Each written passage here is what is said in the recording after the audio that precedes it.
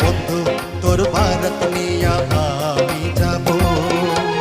নৌশা সাজাইয়া পালকিতে চড়াইয়া, নৌশা সাজাইয়া পালকিতে চড়াইয়া, খুশিতে নেচে নেচে গান শোনাবো। বন্ধু তোর ভারত নিয়া আমি যাব। বন্ধু তোর ভারত নিয়া আমি যাব।